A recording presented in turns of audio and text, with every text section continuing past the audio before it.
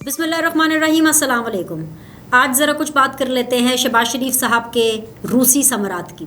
हम बात कर लेते हैं कि इमरान खान साहब के दिल पर अभी भी मूंग मल रहे हैं शहबाज शरीफ साहब। इसकी वजह क्या है, प्रॉब्लम क्या है, ये हम इस वीलॉग के अंदर डिस्कस करेंगे। साथ ही साथ मरीम नवाज़ साहिबा ने जो गुफ्तगू की सहाफ़ियों से अपनी हेयरिंग के बाद, उसके हवाले से मैंने कुछ गुफ्तगू पिछले वीलॉग में की थी। बहुत सी बातें इस वीलॉग के अंदर करनी है, वो बहुत सी बातें इस वीलॉग में करनी है जिसके हवाले से पावर कॉरिडोर्स के अंदर काफ़ी ज़्यादा शोर हो रहा है, यानी कि आर्मी चीफ और उनकी एक्सटेंशन के हवाले से।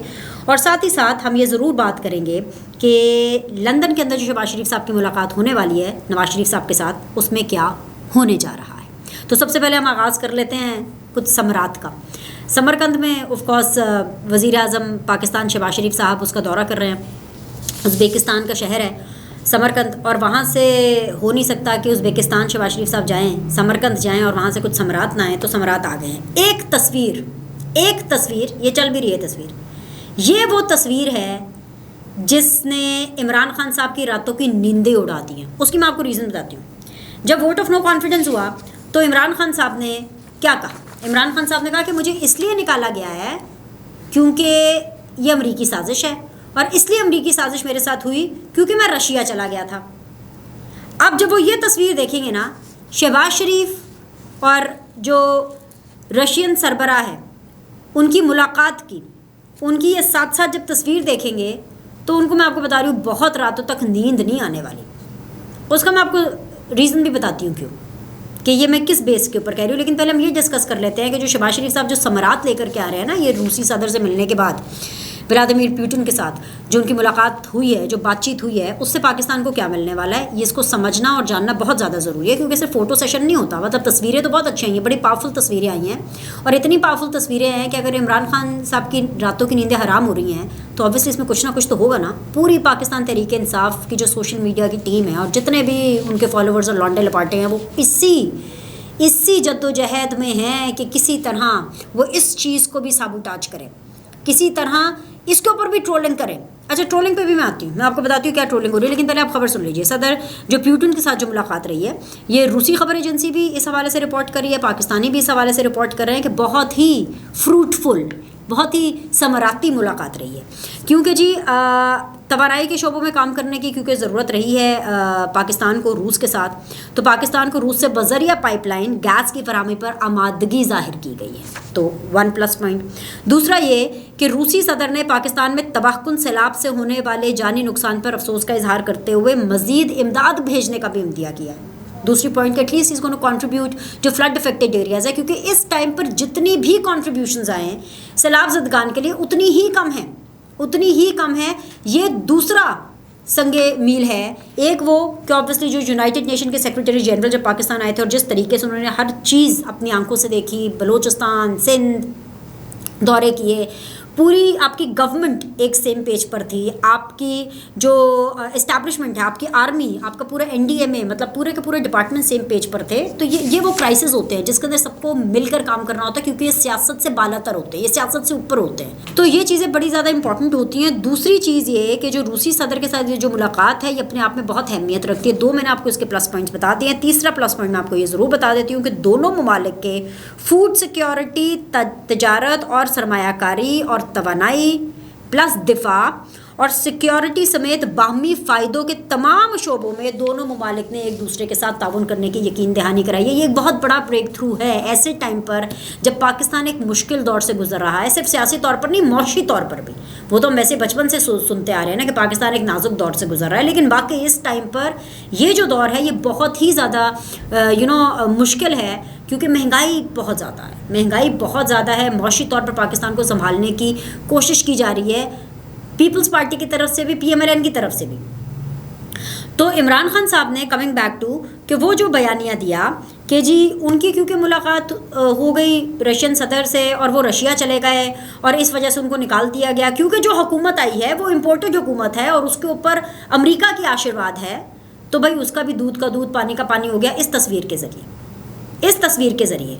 और जैसे ही ये तस्वीर आई है, और ऐसी बहुत सी तस्वीरें आई हैं, वैसे मैं आपको ये भी बता दूं कि मिफ्ता इस्माइल साहब भी साथ गए हुए थे, शहबाज शरीफ साहब के ख्वाजा आसिफ साहब भी साथ गए हुए हैं, तारिक फातमी साहब भी साथ गए हुए हैं, और जो कोर टीम है शहबाज शरीफ साहब की ऑब्वियसली जो कि एडमिनिस्ट्रेटिव उनके सारे वो काम करती है, वो भी उनके साथ गए हुए हैं। अब पाकिस्तान तहरीक इंसाफ को और इमरान खान साहब के जो दिल पे जो मूंग दला जा रहा है इस हवाले से, और जो उनको मज़ीद प्रॉब्लम हो रही है, क्योंकि मामला सिर्फ ये रशियन सदर के ऊपर आके नहीं रुक रहा है।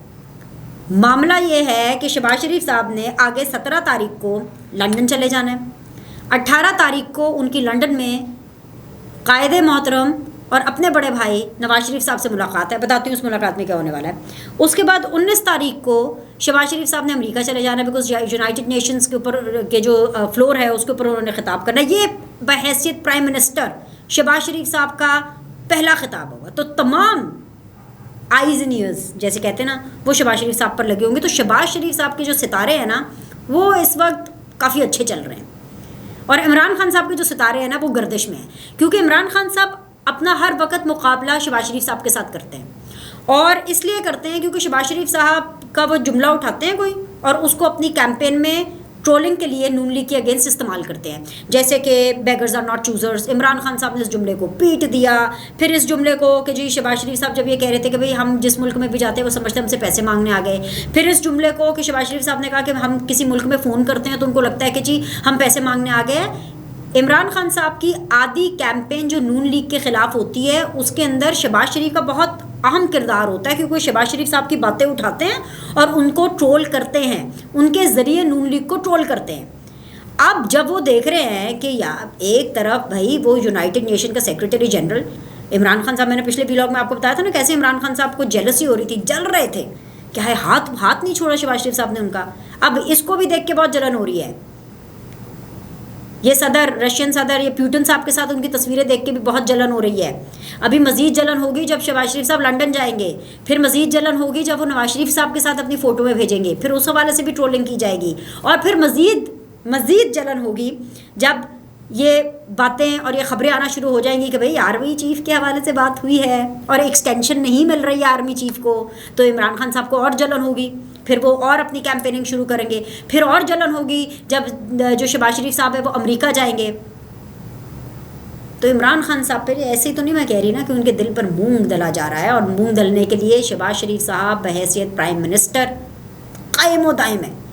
सदर प्यूटन साहब से मुलाकात करने के बाद भी कायम दायम है। और आपको मरियम पिछली अपनी मैं वीलॉग में बता चुकी हूँ कि वो ये इंडिया क्या उन्होंने सीधा बोला था मरियम नवाज़ ने कि भाई इलेक्शन अपने टाइम पर ही होंगे, कोई नहीं जल्दी इलेक्शन होने वाले। और ये जो इमरान खान साहब का जो मुतालबा है ना, जो उन्होंने अपनी तरफ से बड़ा यॉर्कर किया है, या बड़ी कोई क्या कहते हैं कि एक स्विंगर दिया है, इन स्विंग किया है, जो भी उन्होंने किया है कि जी आर्मी चीफ को एक्सटेंशन देते, वो भी कोई नहीं मिलने वाली। तो ये आप बातें देख लें। अच्छा जी, अब जलने का एलिमेंट, तकलीफ़ का एलिमेंट इतना ज़्यादा है। शीरी मज़ारी साहिबा की ट्वीट देख लें जी, ये साथ में चल रही है। वो कह रही है कि जी this crime minister is a constant embarrassment for Pakistan, even president Putin had to eventually just laugh at his clumsy man, pathetic. कह रही पैथेटिक, मतलब शीरी मज़ारी साहिबा भी ना।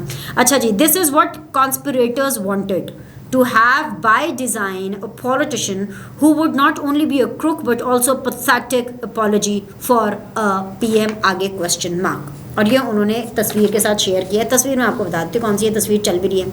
ये तस्वीर वो वाली तस्वीर है जिसके अंदर एक ट्रांसलेटर होता है, एक डिवाइस होती है। अब हम एंकर्स और वो लोग जो टेलीविज़न से रिलेटेड है, और वैसे भी वो लोग जो कि रिकॉर्डिंग करते हैं, उन सबको पता है एक चीज़ होती है माइक, जिसके थ्रू आपकी वॉइस जाती है। This is the mike. Collar mikes होते हैं, डिफरेंट टाइप्स ऑफ माइक्स होते हैं।